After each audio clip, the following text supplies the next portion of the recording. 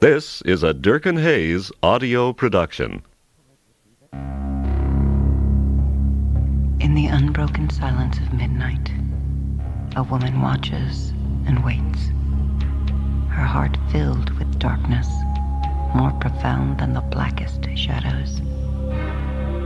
But shadows sometimes hide unimaginable terrors, and the silence of midnight lies waiting, ready to be shattered. The Telltale Heart, on this installment of Tales by American Masters.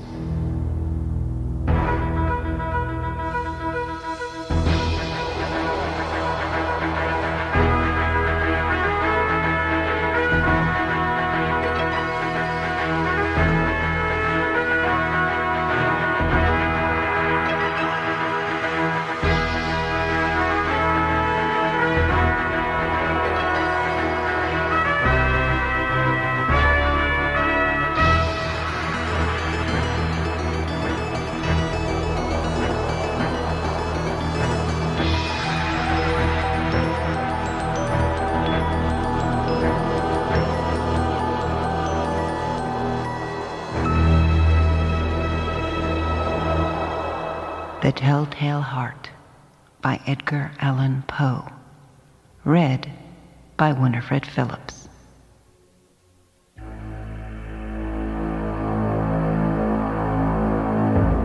True. Nervous. Very, very dreadfully nervous I had been. And am. But why will you say that I am mad? The disease had sharpened my senses, not destroyed, not dulled them. Above all was the sense of hearing acute. I heard all things in the heaven and in the earth. I heard many things in hell. How then am I mad? Hearken and observe how healthily, how calmly I can tell you the whole story. It is impossible to say how first the idea entered my brain, but once conceived, it haunted me day and night. Object there was none. Passion there was none. I loved the old man. He had never wronged me. He had never given me insult. For his gold I had no desire. I think it was his eye. Yes, it was this. One of his eyes resembled that of a vulture. A pale blue eye with a film over it. Whenever it fell upon me, my blood ran cold. And so, by degrees, very gradually, I made up my mind to take the life of the old man, and thus rid myself of the eye forever. Now, this is the point. You fancy me mad. The mad know nothing. But you should have seen me. You should have seen how wisely I proceeded, with what caution, with what foresight, with what dissimulation I went to work. I was never kinder to the old man than during the whole week before I killed him. And every night about midnight, I turned the latch of his door and opened it, oh, so gently. And then, when I had made an opening sufficient for my head, I put in a dark lantern, all closed, so that no light shone out. And then I thrust in my head. Ah, You would have laughed to see how cunningly I thrust it in. I moved it slowly, very, very slowly, so that I might not disturb the old man's sleep.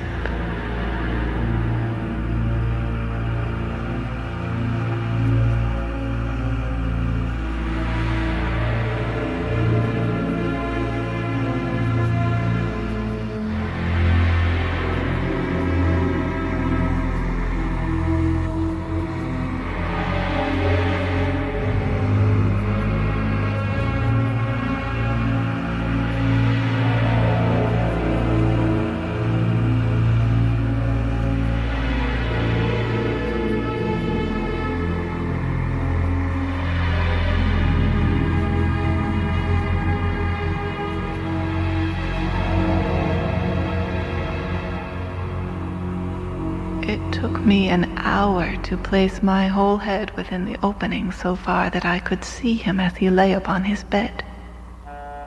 Ha! Would a mad woman have been so wise as this? And then, when my head was well within the room, I undid the lantern cautiously. Oh, so cautiously, cautiously, for the hinges creaked. I undid it just so much that a single thin ray fell upon the vulture eye. And this I did for 7 long nights. Every night, just at midnight.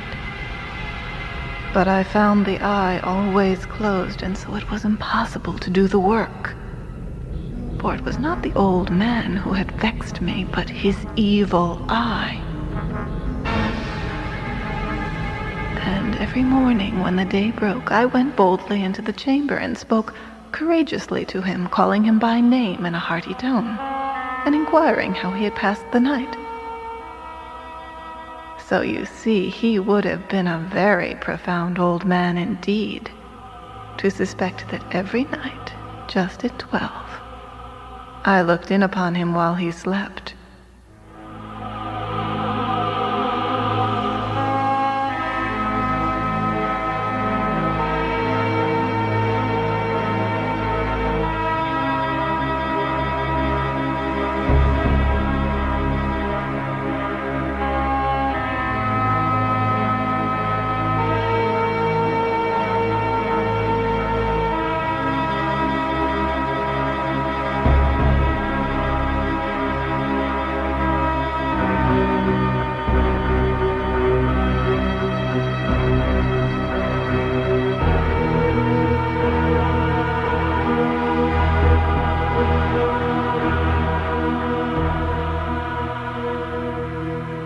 On the 8th night, I was more than usually cautious in opening the door.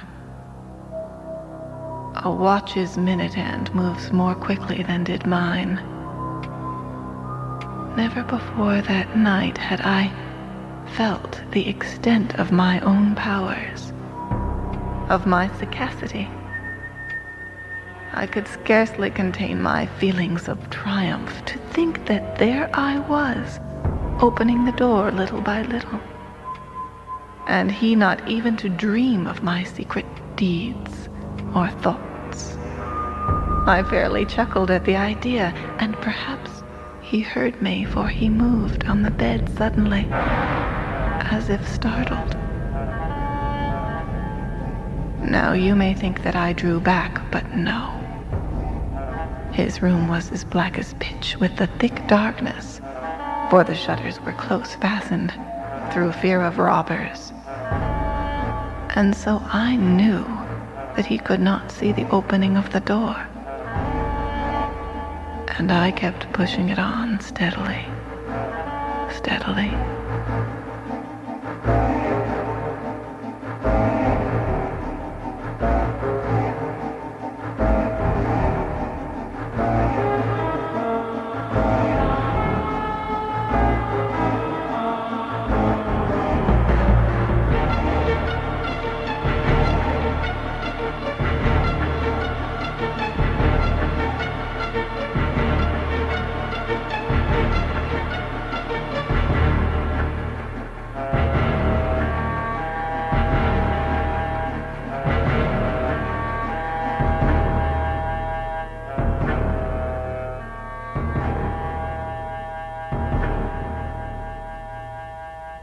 had my head in and was about to open the lantern when my thumb slipped upon the tin fastening and the old man sprang up in the bed crying out, "Who's there?"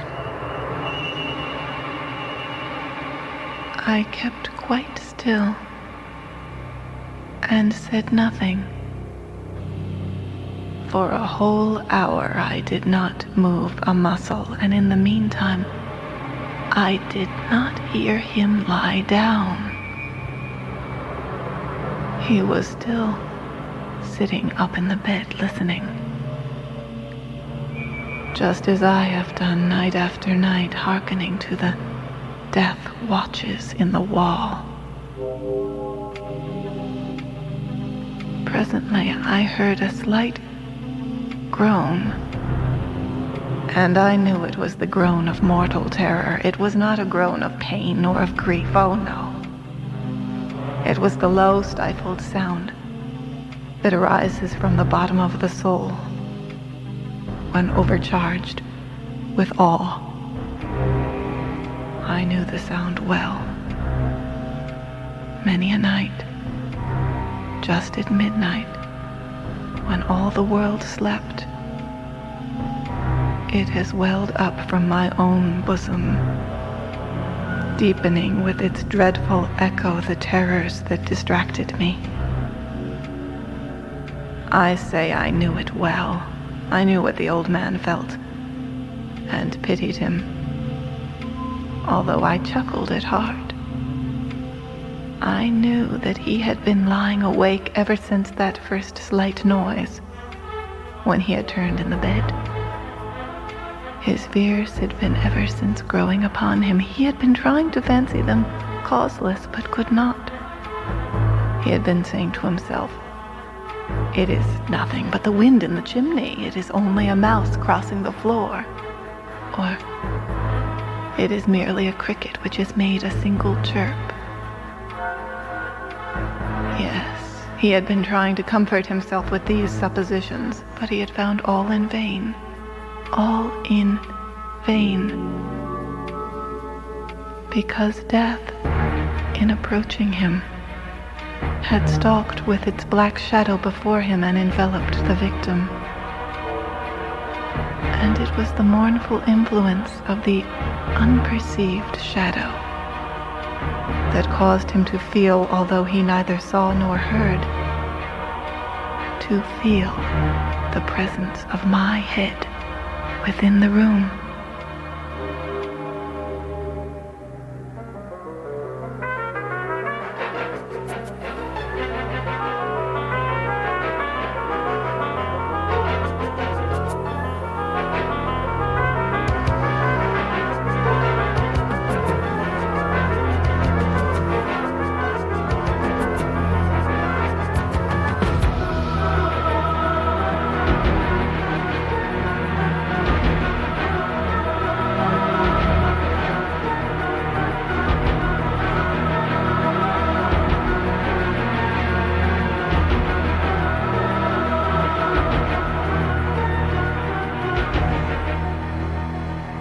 When I had waited a long time, very patiently, without hearing him lie down, I resolved to open a very, very little crevice in the lantern.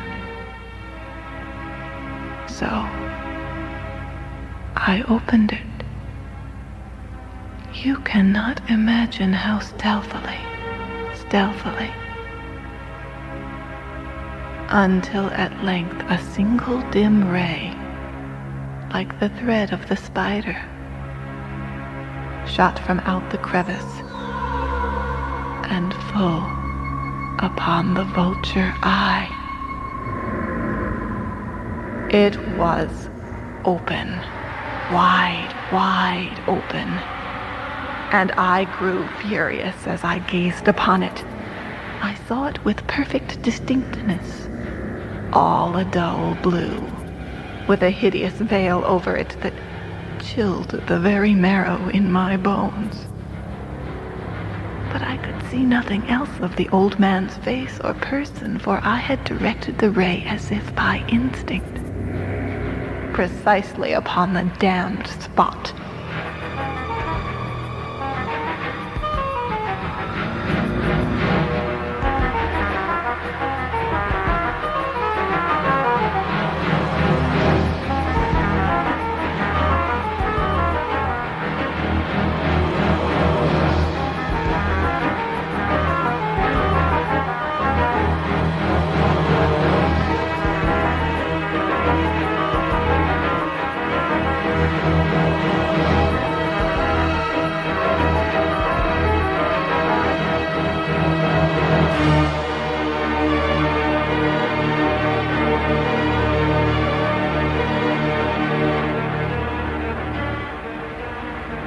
And now, have I not told you that what you mistake for madness is but over-acuteness of the senses? Now I say, there came to my ears a low, dull, quick sound, such as a watch makes when enveloped in cotton. I knew that sound well, too. It was the beating of the old man's heart. It increased my fury, as the beating of a drum stimulates the soldier into courage. But even yet I refrained and kept still. I scarcely breathed. I held the lantern motionless. I tried how steadily I could maintain the ray upon the eye. Meantime, the hellish tattoo of the heart increased. It grew quicker and louder every instant. The old man's terror must have been extreme. It grew louder, I say, louder every moment. Do you mark me well? I have told you that I am nervous, so I am. And now in the dead hour of the night, amid the dreadful silence of that old house, so strange a noise as this excited me to uncontrollable terror. Yet for some minutes longer, I refrained and stood still. But the beating grew louder. I thought the heart must burst. And now a new anxiety seized me. The sound would be heard by a neighbor. The old man's hour had come. With a loud yell, I threw open the lantern and leaped into the room. He shrieked. Once. Once only. In an instant, I pulled the pillow over his face. I then smiled, gaily, to find the deed so far done. But for many minutes, the heart beat on with a muffled sound. This, however, did not vex me. It would not be heard through the wall. At length, it ceased. The old man was dead. I removed the pillow and examined the corpse. Yes. He was stone dead. I placed my hand upon the heart and held it there many minutes. There was no pulsation. He was stone dead. His eye would trouble me no more.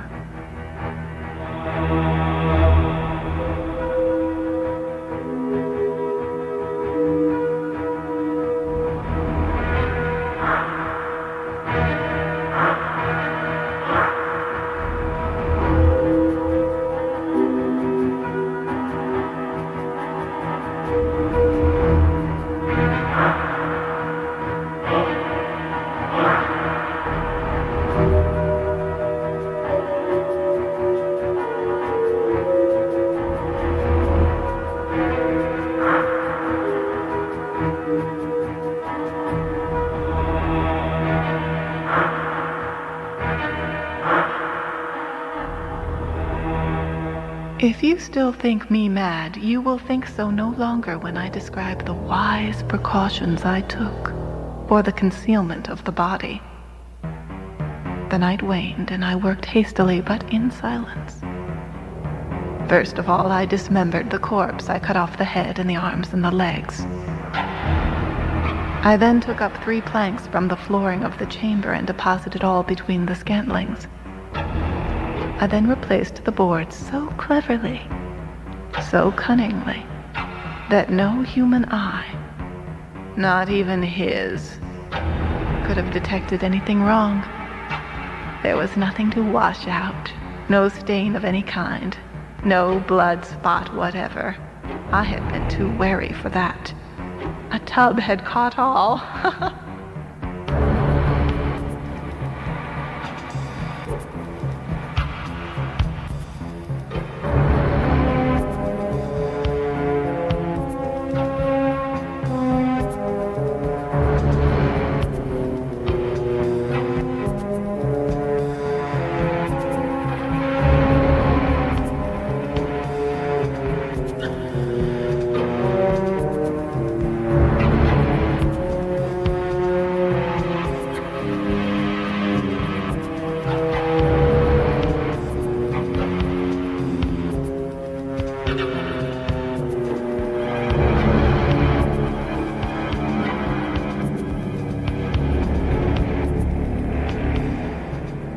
When I had made an end of these labors, it was 4 o'clock, still dark as midnight. As the bell sounded the hour, there came a knocking at the street door. I went down to open it with a light heart, for what had I now to fear? There entered 3 men, who introduced themselves with perfect suavity as officers of the police. A shriek had been heard by a neighbor during the night. Suspicion of foul play had been aroused, information had been lodged at the police office, and they, the officers, had been deputed to search the premises. I smiled. For what had I to fear? I bade the gentleman welcome. The shriek, I said, was my own in a dream. The old man, I mentioned, was absent in the country. I took my visitors all over the house. I bade them search well. I led them at length to his chamber. I showed them his treasures, secure, undisturbed. In the enthusiasm of my confidence, I brought chairs into the room and desired them here to rest from their fatigues, while I myself, in the wild audacity of my perfect triumph, placed my own seat upon the very spot beneath which reposed the corpse of the victim. The officers were satisfied. My manner had convinced them. I was singularly at ease. They sat, and while I answered cheerily, they chatted familiar things. But ere long I felt myself getting pale, and wished them gone. My head ached, and I fancied a ringing in my ears. But still they sat and still chatted. The ringing became more distinct. It continued and became more distinct. I talked more freely to get rid of the feeling, but it continued and gained definitiveness until at length I found that the noise was not within my ears. No doubt I now grew very pale, but I talked more fluently and with a heightened voice.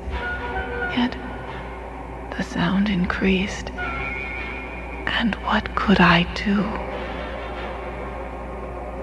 It was a low, dull, quick sound, much such a sound as a watch makes when enveloped in cotton. I gasped for breath, and yet the officers heard it not. I talked more quickly, more vehemently, but the noise steadily increased. I arose and argued about trifles in a high key and with violent gesticulations, but the noise steadily increased. Why would they not be gone?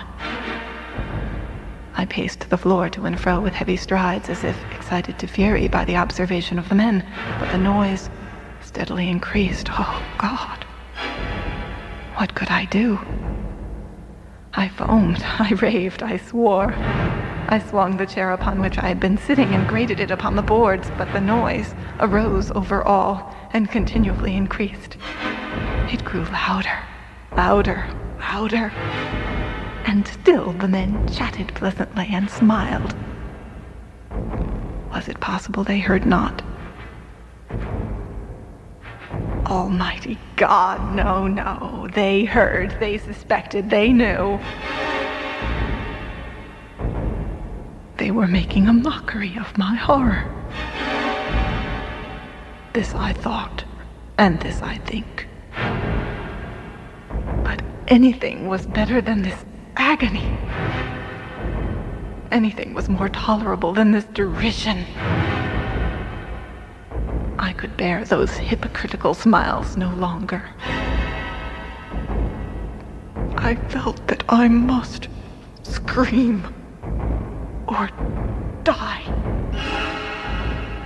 And now, again, hark, louder, louder, louder, louder. Villains! I shrieked. Dissemble no more. I admit the deed. Tear up the planks. Here, here. It is the beating of his hideous heart.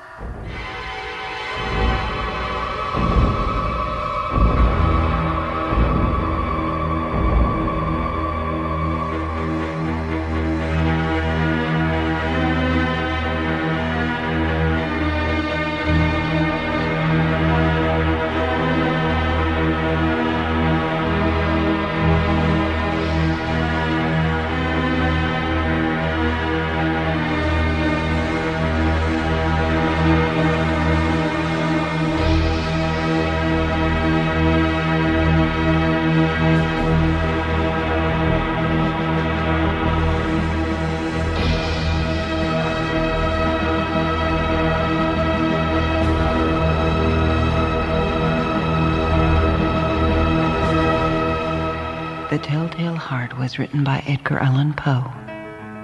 Titles and credit narration were performed by Winnie Waldron. The musical score was written and performed by Winifred Phillips. The program was directed by Winnie Waldron. The Tale series is produced by Winnie Waldron and Winifred Phillips in association with Generations Radio Theater, which is solely responsible for its content. Phonograph and music _ copyright W.P. Phillips. All rights reserved.